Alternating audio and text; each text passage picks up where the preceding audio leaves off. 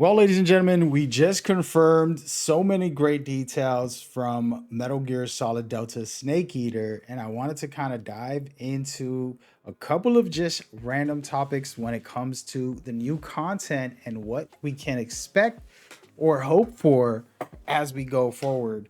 I was a little worried about this topic because I made a ton of videos exploring what else this remake can do for us, and then I got humbled because they started confirming that they're basically doing a one-to-one experience for the game.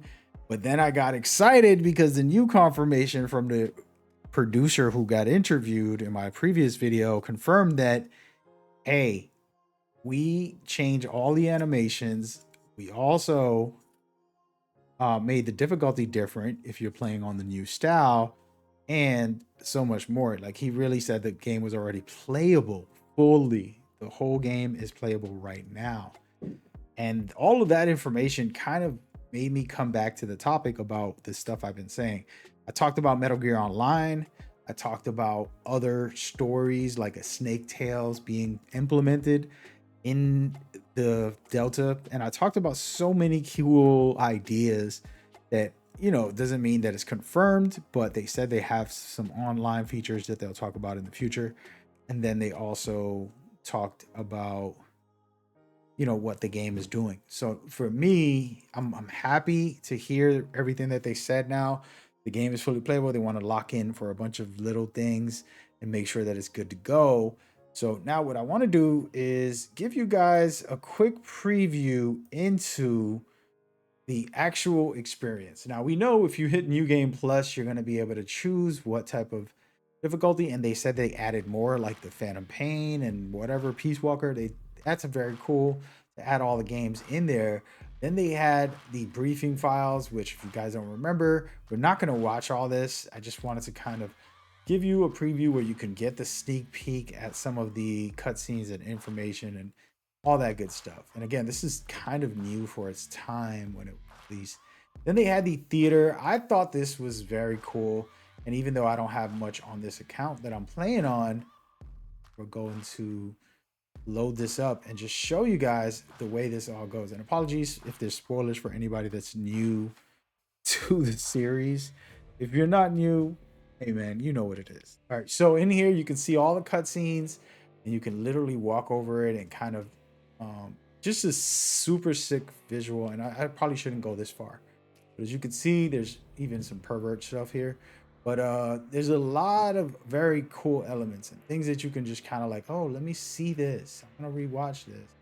And you can pay attention to detail, and this is an amazing feature. I can only imagine this feature. And by the way, spoilers for the story. This is somewhere in the middle, endish, but this is one of those features that I would love to have back because of the new graphics and animations. It just would make my life easier when I go to do comparisons scene by scene. I can have them back to back and just jump in and record and then just make videos for you guys about like what's the differences and stuff like that. We can see here, this is probably one of the most iconic.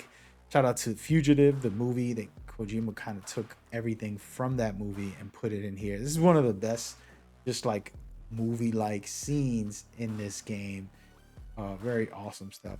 But yeah, so as I was stating, this is a feature that should be back, I would say. I mean, it's not that hard to make overall. I don't know why they wouldn't put this back in the game. And this is not the number one feature that I'm asking for, guys. I'm just giving you guys ideas and showing you what the game offers overall and what, maybe is possible. Again, this is not confirmation. My channel does talk about confirmed things, but I don't want you to confuse me with some staff member where everything I say is official. Some of this stuff is more theoretical, hopefulness, and just sharing ideas with you guys and having fun with these videos, communicating our passion for Metal Gear. And so this scene right here is just spectacular, by the way, and it was one of the most fun scenes, and personally one of my favorites between Ocelot and Snake.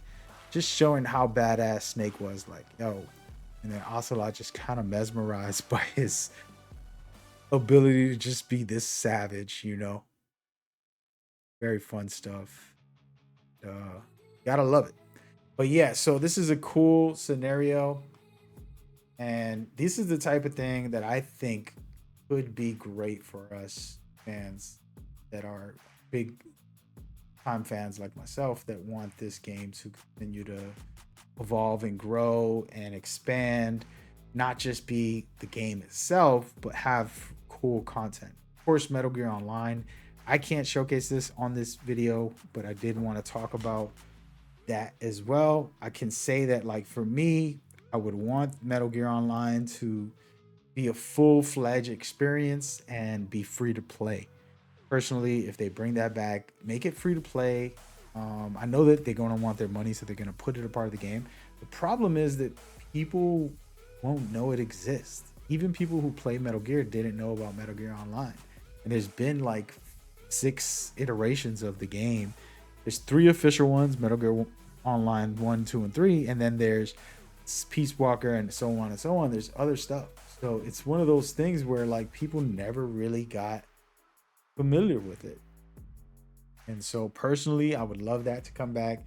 I would love there to be a Snake Tales. If you guys don't remember, I made a video about this.